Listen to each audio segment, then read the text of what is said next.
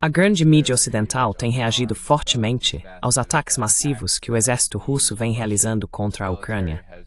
Eles também têm demonstrado preocupação com as frentes de Sumy e Dnipropetrovsk. O que exatamente está acontecendo no campo de batalha agora e o que podemos esperar?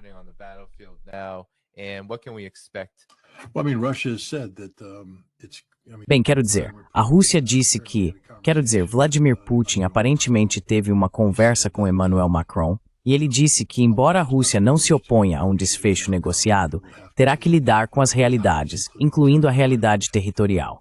E a realidade territorial é a seguinte: como as coisas estão, os requisitos da Rússia são que todos os 4 territórios da Novorossia, Kherson, Zaporídia, Donetsk e Lugansk, em sua totalidade, pertençam à Rússia.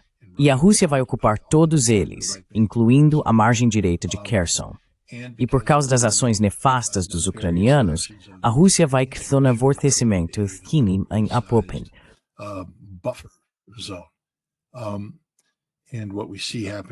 E o que vemos acontecendo em Sumy e em Dnipropetrovsk é a Rússia agindo nesse sentido. Ou seja, eles vão avançar até criarem uma zona de proteção entre o que restar da Ucrânia soberana e a mãe Rússia. A Ucrânia não será autorizada a ter uma fronteira comum com a Rússia, porque a Ucrânia atacou a Rússia, e a Rússia não vai permitir que isso aconteça novamente. Essa é a realidade, e é isso que a Rússia está levando adiante. Em sua conversa com o presidente Macron, Putin disse a mesma coisa. Vamos tratar das causas fundamentais deste conflito. E uma das causas fundamentais é, claro, o comportamento da Ucrânia, seu status de fato como membro da OTAN. E isso será revertido. Então acho que veremos avanços nesse sentido. Mas a Rússia não vai desperdiçar vidas humanas desnecessariamente. Eles não precisam disso.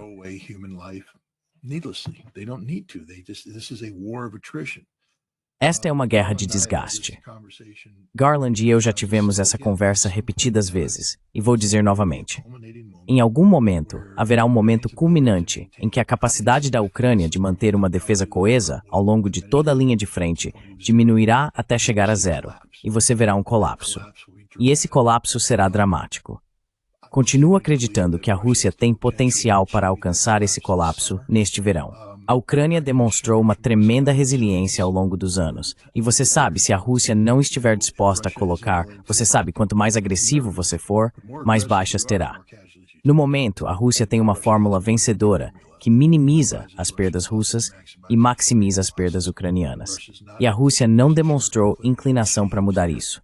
Mas se a Rússia decidir pisar fundo, pode acelerar o colapso, porque você criará uma equação matemática em que os ucranianos estão perdendo recursos a uma taxa muito maior do que podem ser repostos.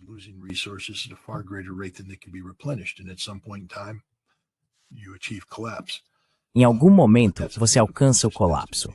Mas essa é uma decisão política que precisa ser tomada, porque para fazer isso, para pisar fundo, você vai aumentar as baixas russas em um momento em que acho que o governo russo não quer alterar o apoio do povo russo. Neste momento, o povo russo já se acostumou com a realidade desse conflito, incluindo drones ucranianos atingindo áreas profundas dentro da Rússia. Mas eles também chegaram a um equilíbrio sobre que tipo de perdas no campo de batalha podem ser aceitas. Entenda que as perdas russas são maiores do que as que sofremos no Vietnã.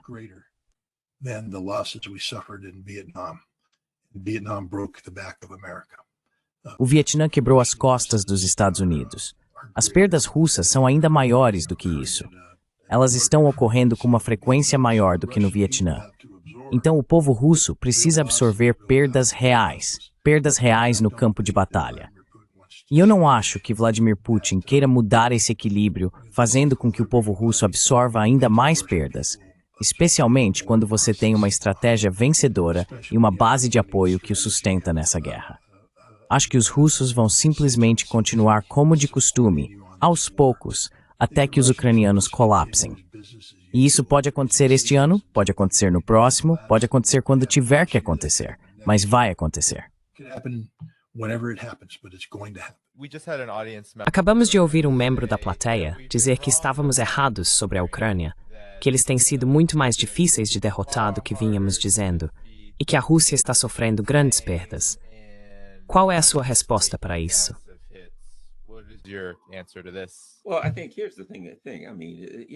Bem, eu acho que é o seguinte, quero dizer, você sabe, isso não é, novamente, isso não é o Iêmen. Este é o exército proxy mais poderoso da OTAN que já foi criado. E na minha opinião, a Rússia já o destruiu 2 ou 3 vezes. Ao mesmo tempo, a Rússia desmilitarizou a OTAN, no sentido de que a Rússia, não sei se foi intencional, mas pelo método de combate deles, que é um método muito lento, muito cauteloso e contínuo de lutar, acho que eles desmilitarizaram a OTAN. Eles foram muito eficazes. Quero dizer, era um exército de 1 milhão de homens, e eles vêm acrescentando pessoas o tempo todo.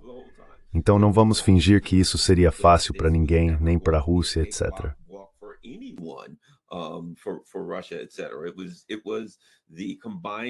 Foi o poder combinado de toda a OTAN focado e concentrado na Rússia ao mesmo tempo. Houve um ataque de espectro total. Vamos lá. Inclua ataques terroristas. Você tem que incluir ataques econômicos, esforços diplomáticos, tentando fazer com que as pessoas parem de comprar coisas da Rússia. Então isso foi uma guerra de espectro total contra a Rússia. E eu diria que, dado o tamanho desse ataque à Rússia, eles se saíram muito bem. E a maneira como a Rússia luta significa que, mais cedo ou mais tarde, a eventualidade era que eles sempre acabariam vencendo. Não acho que a Rússia tenha tido um calendário dizendo temos que vencer até tal dia ou tal dia. Era vamos fazer as coisas do nosso jeito.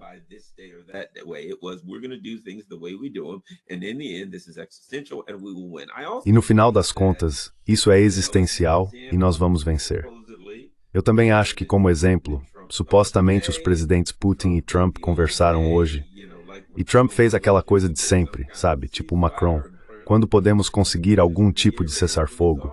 E aparentemente o presidente Putin apenas reiterou o que sempre reiterou. Olha, precisamos abordar as questões subjacentes, porque são elas que tornam isso existencial para a Rússia.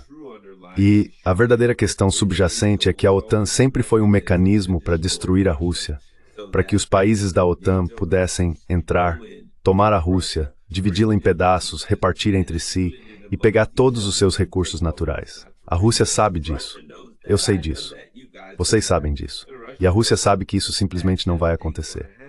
Então acho que, no fim das contas, o que estamos vendo aqui é preciso acrescentar isso.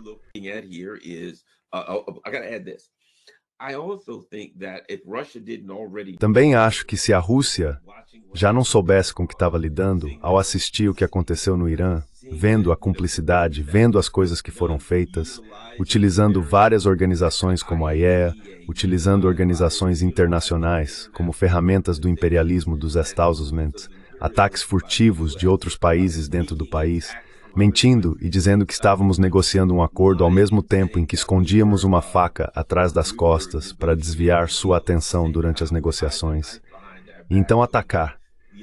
Tudo isso, acredito, convenceu ainda mais a Rússia de que eles precisam se manter firmes.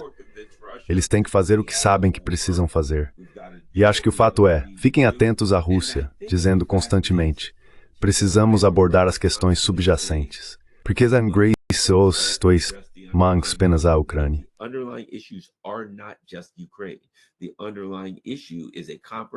A questão fundamental é um acordo de segurança abrangente com a Europa, que inclua, como eles disseram desde o início, a retirada da infraestrutura militar da OTAN da fronteira deles. E eu acho que à medida que isso continua, em algum momento eles vão trazer à tona as coisas que disseram em dezembro de 2021. Precisamos tratar da OTAN na nossa fronteira e da expansão da OTAN.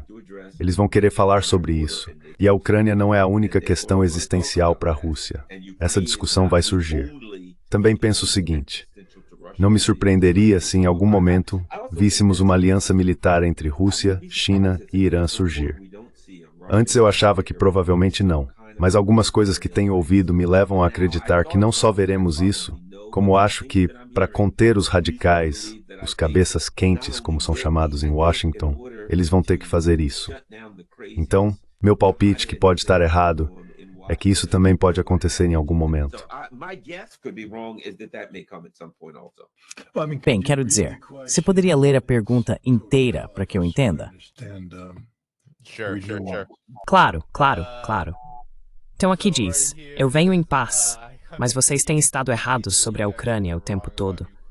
Eles parecem muito mais difíceis de derrotar do que o esperado. A Rússia também sofreu grandes perdas. É uma pergunta absurda. Quero dizer, não quero pegar no pé do cara. Ele te deu 5 libras e 99 pence. Então espero que ele continue apoiando sua causa. Mas está claro que você é alguém que não ouviu nada do que eu disse, nem do que o Garland disse. Se em algum momento você achou que dissemos que a Ucrânia iria desmoronar como um castelo de cartas, especialmente depois das fases iniciais da guerra, acho que todo mundo acreditava que a Rússia iria entrar e declarar guerra à Ucrânia. Se a Rússia tivesse declarado guerra à Ucrânia, essa guerra já teria acabado. Mas, de novo, isso é algo que sua pergunta não aborda. A diferença entre uma operação militar especial e uma guerra.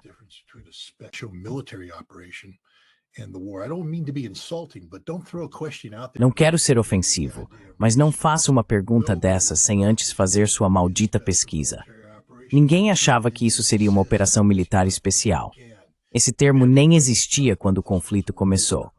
Todo mundo achava que era uma guerra, inclusive o chefe do Estado-Maior Conjunto e o diretor da CIA, exceto as pessoas que sabiam o que estava acontecendo, o pessoal da Operação Militar Especial. Eles entenderam que isso não era uma guerra, era algo diferente.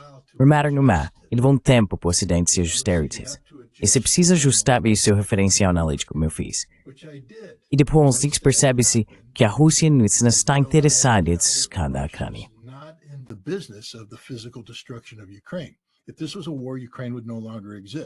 Se isso fosse uma guerra, a Ucrânia já não existiria mais. O que exatamente eu errei? Talvez o ritmo das operações, já disse, sou um analista muito agressivo que acredita em, pisar fundo, mas os russos não são assim.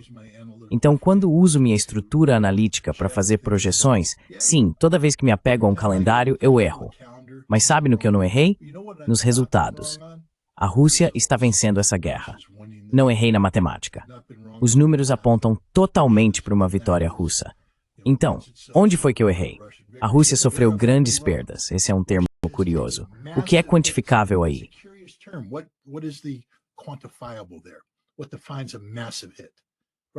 O que define um grande sucesso?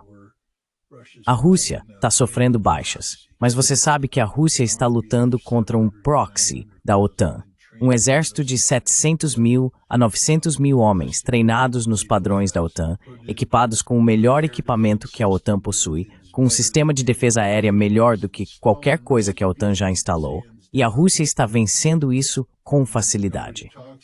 Quero dizer, ninguém fala sobre a campanha russa de supressão das defesas aéreas inimigas que começou a operar no outono de 2022 até chegarmos onde estamos hoje, onde a Rússia literalmente suprimiu toda a capacidade de defesa aérea da OTAN, deixando a OTAN exposta. E agora eles estão simplesmente bombardeando a Ucrânia. Uau!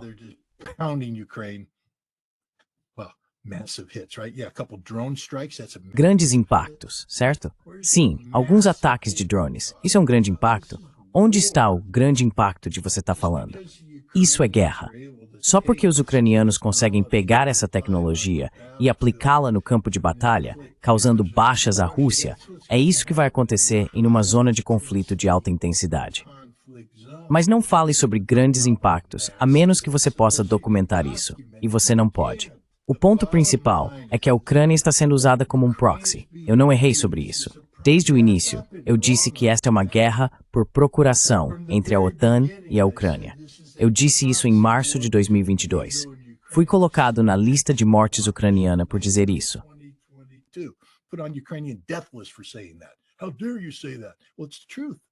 Como você ousa dizer isso? Bem, é a verdade. É tão verdade que o ministro da Defesa da Ucrânia teve que vir a público e admitir. E agora os Estados Unidos admitem isso. Eu não estava errado sobre isso. Então estamos falando de uma guerra aqui. Não é um conflito entre Ucrânia e Rússia. Agora se transformou em um conflito entre a Rússia e o Ocidente coletivo. Sua pergunta reflete isso? Entenda que os russos e sua base industrial de defesa estão superando toda a base de defesa da OTAN em produção. Não sou eu que estou dizendo isso. É o Rutte, o secretário-geral da OTAN, quem disse. Eu estava errado sobre isso. Não, isto é uma guerra.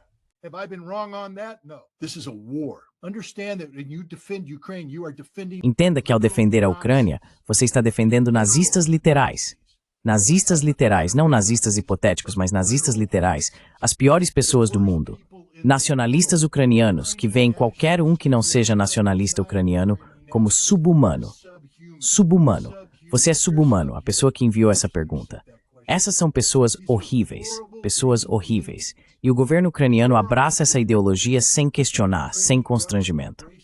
E nós, no Ocidente, apoiamos isso. O que significa que somos cúmplices dos crimes cometidos pelos ucranianos. E eu tenho algo em que realmente acredito.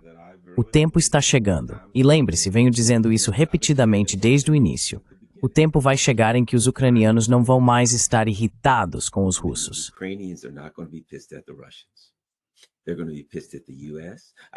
Eles vão ficar putos com os Estados Unidos. Eu sei como esse jogo funciona. Em algum momento, eles não vão mais dizer os russos, eles vão dizer seus filhos da puta. Vocês nos trouxeram até aqui. Vocês sabiam que a gente ia ser esmagado. Vocês nos deixaram aqui. Vocês nos jogaram numa jaula com um maldito urso pardo e disseram que iam nos ajudar. E então vocês foram embora e nos deixaram para o urso nos destroçar. Eles vão ficar furiosos e vão estar armados até os dentes.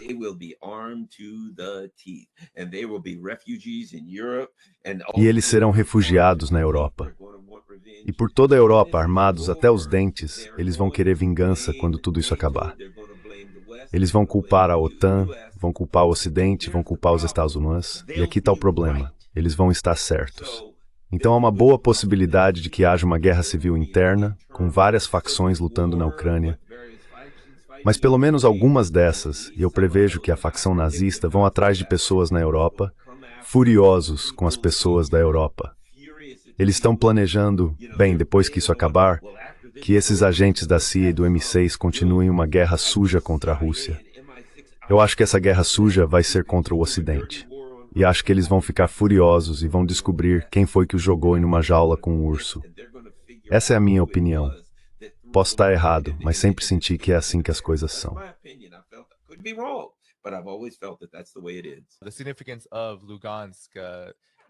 A importância de Lugansk. Veja, ainda não falamos sobre isso no programa, mas considerando que Putin fala muito sobre as causas profundas, Lugansk e Donetsk tiveram um papel enorme na proliferação e no início desse conflito.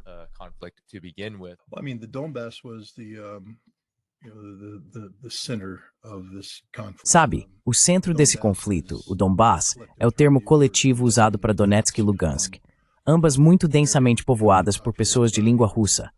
Pessoas que, mesmo sendo tecnicamente cidadãs ucranianas, se identificavam mais com a Rússia do que com a Ucrânia. E são essas pessoas que, quando o golpe apoiado pela CIA colocou nacionalistas ucranianos no poder, esses nacionalistas imediatamente declararam guerra à etnia russa, chamaram-nos de orcs, declararam guerra à Igreja Ortodoxa Russa, à língua russa, à história russa, à cultura russa, buscando basicamente um genocídio étnico. E então agiram de acordo com isso.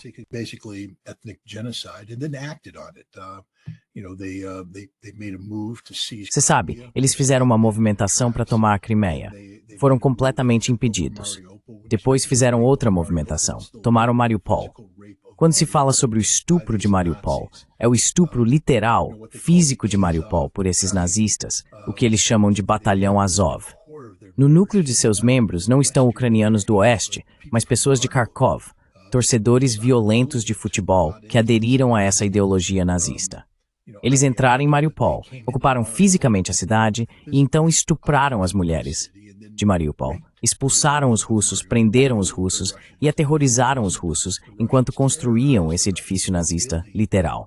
Esse edifício nazista literal.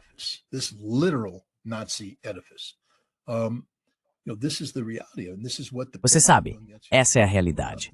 E foi contra isso que o povo de Donetsk e Lugansk se levantou. Eles disseram não. Agora, quando você olha para o mapa, entenda que quando esse conflito começou, a maior parte de Lugansk estava sob controle do governo ucraniano. Basicamente, a cidade de Lugansk e algum território imediatamente a oeste e ao norte estavam sob controle da República Popular de Lugansk. Mas quando essa guerra começou, na verdade, quando a operação militar especial começou, a grande maioria de Lugansk foi rapidamente tomada. Houve combates intensos.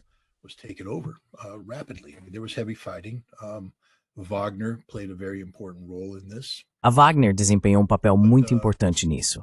Mas havia um canto de Lugansk que estava fortemente fortificado pelos ucranianos, muito fortificado. Fazia parte dessa enorme linha defensiva que os ucranianos haviam construído ao longo de 8 anos. 14. Espera, minha matemática está errada? Não 14, 8. Matemática de fuzileiro naval. 8 anos. E isso estava muito bem entrincheirado. E os russos nunca foi capturado. E era ali, Statements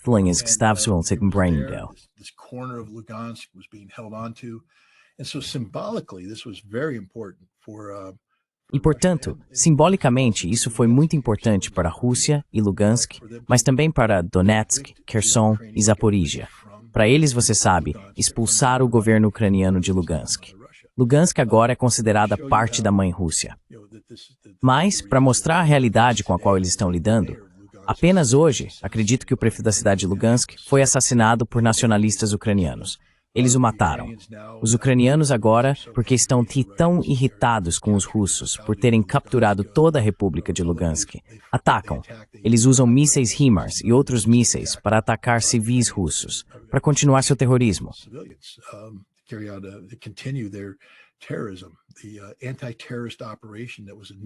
A operação antiterrorista, que foi iniciada em abril de 2014, continua até hoje, com o governo ucraniano vendo os cidadãos de Lugansk e Donetsk como terroristas. Portanto, do ponto de vista deles, não existem civis. Eles continuam a lançar mortes sobre pessoas inocentes. É por isso que a Rússia fala sobre a necessidade de uma zona de amortecimento para proteger os cidadãos russos dessas ações criminosas. Mas isso também é desanimador, porque os cidadãos de Donetsk sabem que esses são os problemas. E depois de Donetsk, vários cidadãos de Zaporizhia saberão, e depois Kherson saberá.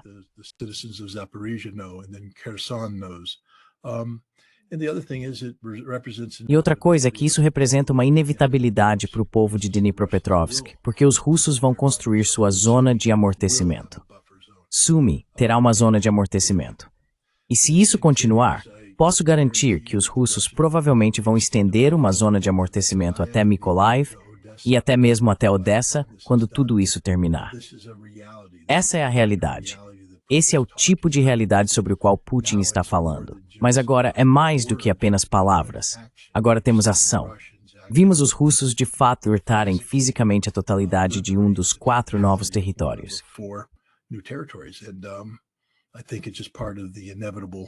Acho que isso é apenas parte do avanço inevitável em que a Rússia está engajada. Será que veremos isso, no fim das contas, como um dos maiores erros na política externa do que podemos chamar de ocidente coletivo, como nosso amigo André Martino diria? Eu vejo. Eu considero isso um erro colossal. Sabe, vamos olhar para o...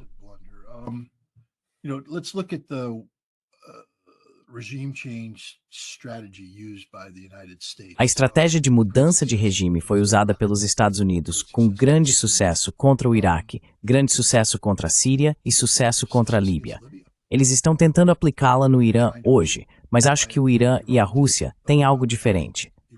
Quais são as fraquezas da Rússia? O que tornou a Rússia vulnerável à mudança de regime promovida pelo Ocidente? Em primeiro lugar, foi a década de 90. A década de 90 quebrou o espírito russo e fez muitos russos abandonarem o conceito do regime da mãe Rússia. Eles, de certa forma, deixaram de amar a Rússia e passaram a amar o Ocidente. Então eles já estavam atraídos por essa alternativa ocidental. O Ocidente quase conseguiu.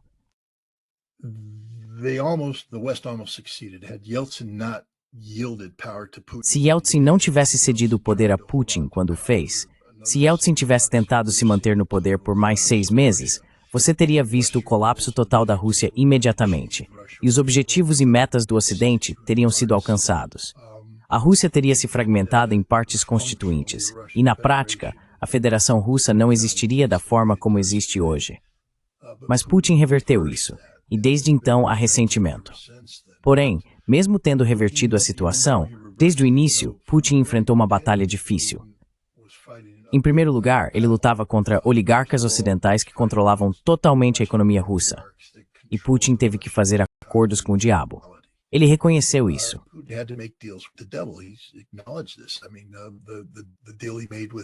Quero dizer, o acordo que ele fez com Khodorkovsky, acho que foi isso. Você sabe, um grande magnata do petróleo. Ele disse, você pode ficar com seu dinheiro, mas tem que investir de volta na Rússia. Não pode tirar tudo, mas tem que ficar fora da política.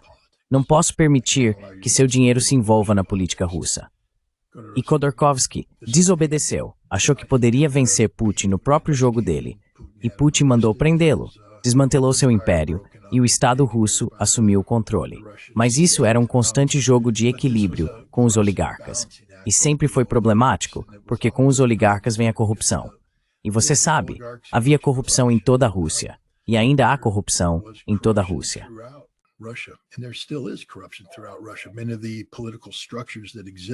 Muitas das estruturas políticas que existem nas províncias são um subproduto dos anos 90. São um legado dos anos 90. Putin ainda não as eliminou, porque é quase uma missão impossível fazer isso em circunstâncias normais. Outra coisa que Putin teve que tentar foi construir um potencial democrático russo. Mas isso era quase impossível. Sabemos disso porque, em 1994, o encarregado de negócios da Embaixada dos Estados Unidos em Moscou, o Sr. Mari, acho que esse era o sobrenome dele, escreveu o que provavelmente hoje é chamado de o telegrama longo moderno, o equivalente contemporâneo ao telegrama longo de George Kennan de 1946, que deu início ao que se tornou a política de contenção na Guerra Fria.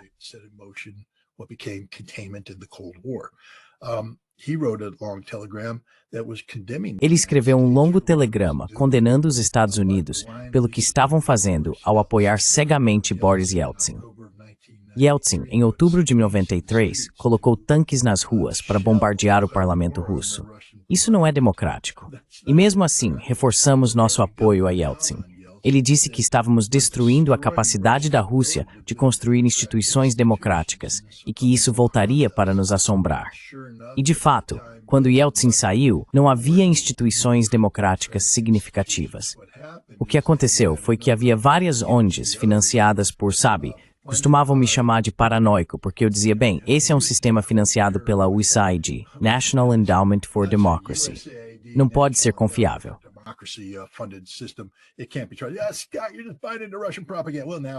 Scott, você está apenas caindo na propaganda russa.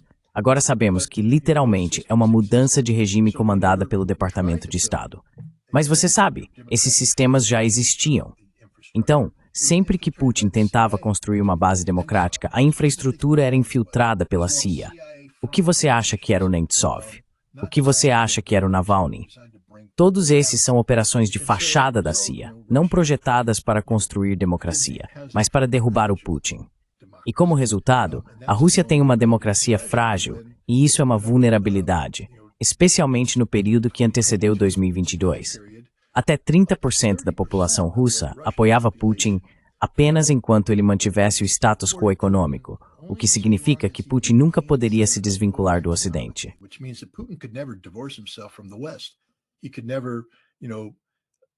Ele nunca conseguiu se livrar das empresas ocidentais que haviam se infiltrado profundamente na Rússia durante os anos 90 e reforçado essa posição nas duas primeiras décadas.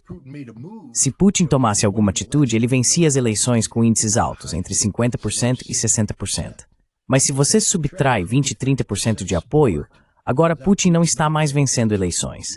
Putin está perdendo eleições. E assim, Putin ficou de mãos atadas. O erro que cometemos, se realmente queríamos uma mudança de regime, foi romper com esse modelo. Deveríamos ter incentivado o investimento ocidental. Deveríamos ter sido mais inteligentes com o que fizemos com as ONGs. Mas em vez disso, apressamos as coisas. Em 2012, Putin expulsou todas as ONGs, chamando-as, com razão, de frentes ilegais de governos estrangeiros. Em 2014, fizemos o golpe de Estado em Kiev, instalando um movimento nacionalista. E veja a ingenuidade de Thinam, máximo mouth da país.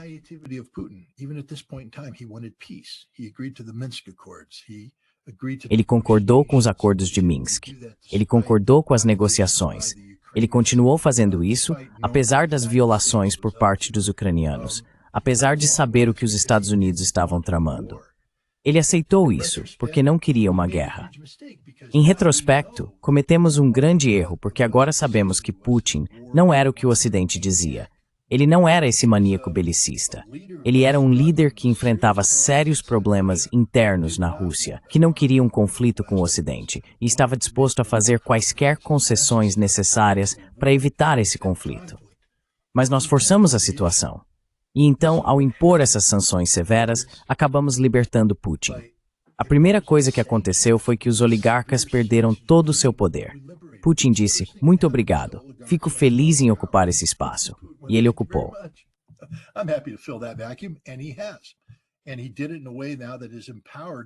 E ele fez isso de uma forma que agora fortaleceu a base industrial russa, de modo que eles não são mais prisioneiros de oligarcas corruptos, mas agora são não prisioneiros, mas servos de uma fusão entre o Estado e a indústria. Existe alguma corrupção, mas ela está sendo eliminada. Quero dizer, as campanhas anticorrupção conduzidas por Putin estão eliminando isso. Então, você tem indústrias que servem ao Estado de forma eficaz, mais eficazmente do que qualquer coisa que exista no Ocidente. Em segundo lugar, ao impor as sanções e criar uma ruptura total com o Ocidente, aqueles 20 a 30% de pessoas que diziam queremos o Ocidente, acreditamos no Ocidente, primeiro cerca de 1 milhão deles fugiram. Todos os apoiadores do Navalny fugiram. A maioria deles voltou porque foram para o Ocidente e pensaram, meu Deus, o Ocidente é péssimo, e voltaram para a Rússia pedindo perdão.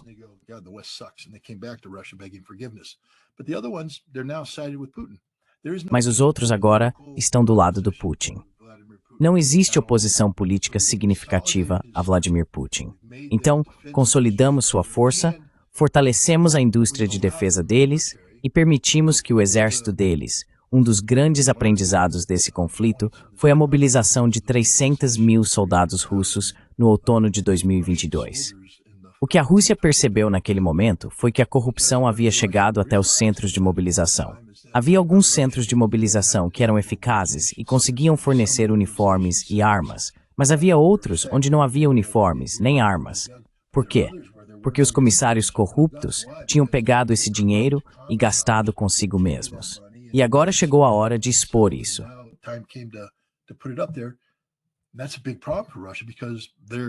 E isso é um grande problema para a Rússia, porque o modelo deles de mobilização para lidar com uma guerra contra a OTAN é a capacidade de mobilizar mais de 1 milhão de homens em um curto espaço de tempo e enviá-los para o campo de batalha. E o sistema deles estava quebrado. A Rússia consertou isso. Eles melhoraram o treinamento, melhoraram a educação, consertaram tudo. E eles são russos. O exército hoje é uma máquina bem ajustada, funcionando perfeitamente em todos os aspectos. É perfeito? Nada nunca é. Mas é melhor do que qualquer coisa que exista no Ocidente. Esse foi o erro que o Ocidente cometeu. Um erro fundamental. A Rússia emergiu hoje como uma nação que voltou a se apaixonar por si mesma. O patriotismo russo é real, é sincero e não é superficial. É um patriotismo que está ligado à religião deles. O ressurgimento da Igreja Ortodoxa na Rússia é muito importante aqui.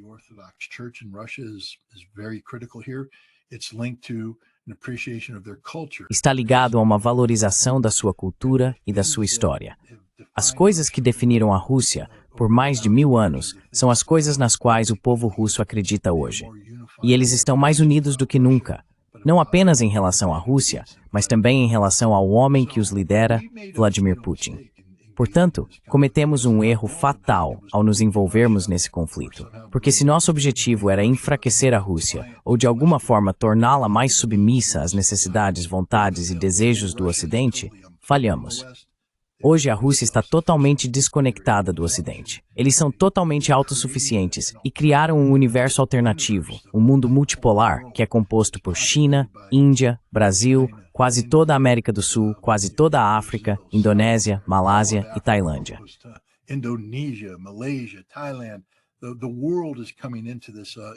O mundo está entrando nessa órbita. E esse é o grande fracasso dos Estados Unidos, não da Rússia. E acho que estamos cometendo o mesmo erro com o Irã. Em vez de aproveitar um presidente moderado que estava pronto para negociar e nos infiltrarmos na sociedade iraniana, derrubando-a de dentro para fora ao explorar as tendências naturais de um público pró-Ocidente, destruímos qualquer potencial para que um público pró-Ocidente ganhasse espaço no Irã hoje. Demos poder à teocracia em um grau que ela nunca teve desde sua fundação. E o Irã é uma nação mais forte hoje. Portanto, cometemos um erro fatal ali, praticamente baseado no erro fatal que cometemos com a Rússia.